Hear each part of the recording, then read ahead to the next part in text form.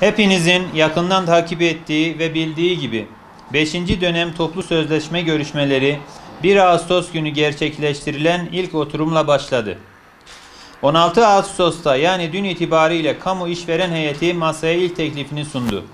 Kamu işvereni görüşmelerin 16 gününde bizim tekliflerimizin kendisine iletilmesinden tam 22 gün sonra masaya teklif sundu. Kamu işverenin toplu sözleşme masasına sunduğu ve kamuoyuna duyurduğu teklif, gecikmeyi unutturacak kadar vahim bir içeriğe ve eksikliklere sahip. Kamu işvereninin teklifi, teklif gecikti sisteminin ve tepkisinin ötesinde teklif geçiştirildi, masa önemsizleştirildi ve alın terimiz değersizleştirildi tespitlerini ifade etmeyi ve buna dayalı tepkileri hayata geçirmeyi hem gerekli hem de haklı hale getirmiştir. Toplu sözleşme sürecine dair sistem ve tepki cümlelerinin sayısının ve dozunun yükselmesi, kamu işvereninin masaya geç teklif sunma gayretinin ve sunduğu teklifin garabetinin semeresi olarak görülmelidir.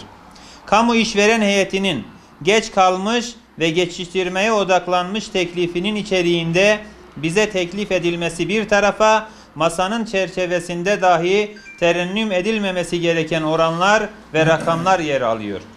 Hükümetin masaya sunduğu ilk teklif, güçlü Türkiye imkansız, büyük Türkiye anlamsız ve yeni Türkiye gereksiz fikri sabitinde debelenenler dışında hiç kimsenin aklına yatmaz, gönlünü rahatlatmaz.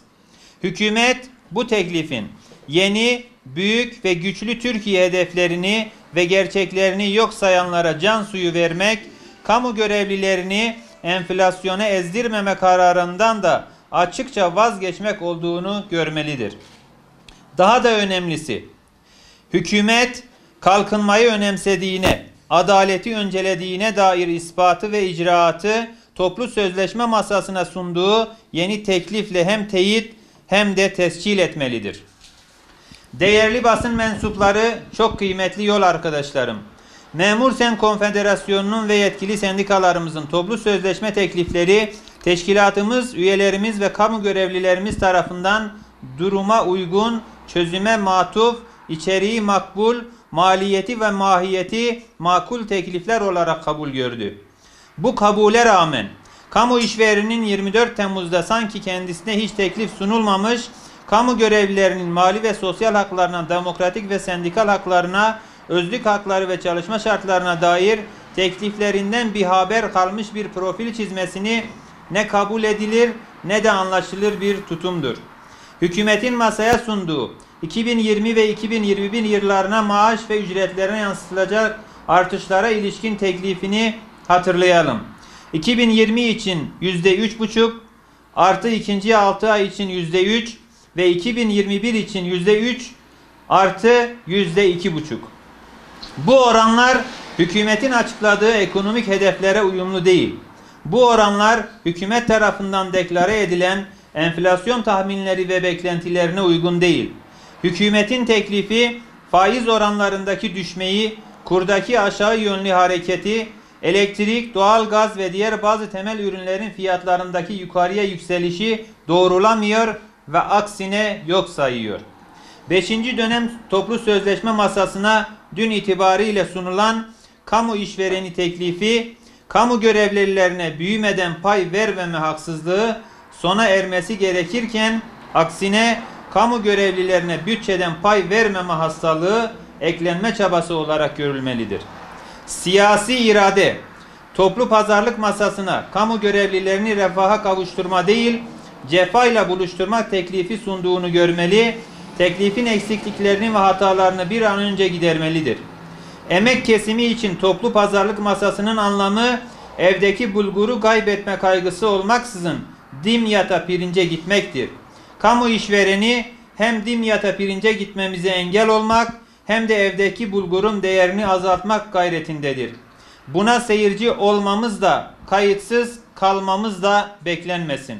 Bizler kamu görevlilerinin standartını yükseltecek, dertlerini küçültüp bitirecek teklif beklerken karşımıza çıkan teklif, vaat ettiği standart düşük, ürettiği skandal büyük niteliktedir. Biz Cumhurbaşkanlığı hükümet sisteminin ilk toplu sözleşmenin imzaya çağıran bir içerikle yürütülmesini beklerken nizaya ve sahaya çağıran bir teklifle karşılaştık. Bu teklifin tamamlanmaya, ilavelerle zenginleştirmeye ihtiyacı var. İşveren ve emek kesimini birbirinden uzaklaştıracak, bu teklifi bir kenara koyup uzlaşmayı sağlayacak yeni bir teklif için yeterli zaman, bu teklifin maliyetini karşılayacak bütçede imkan var olduğuna inanıyoruz. Biz eski Türkiye'nin vehimlerinden beslenen değil, yeni Türkiye'nin güvene yaslanan bir teklif istiyoruz. Biz örgütlü gücümüzü yetersiz tekliflere tepki vermekten kaçınmayız. Fakat biz örgütlü gücümüz için değil, hak ettiğimizi bize teslim edecek teklifleri takdir etmek için kullanmak istiyoruz. Yeni bir teklif ve yeni bir eşik bekliyoruz. Türkiye'ye inanıyor ve Türkiye'nin gücüne itibar ediyoruz. Memur Sen Bitlis İl Temsilciliği olarak ilimizdeki Memur Sen teşkilatlarıyla birlikte toplu sözleşme sürecini yakından takip etmeye, bizleri memnun edecek her konuda destek, üzecek ve gelecek her konuda tepki vermeye hazır olduğumuzun bilinmesini istiyoruz.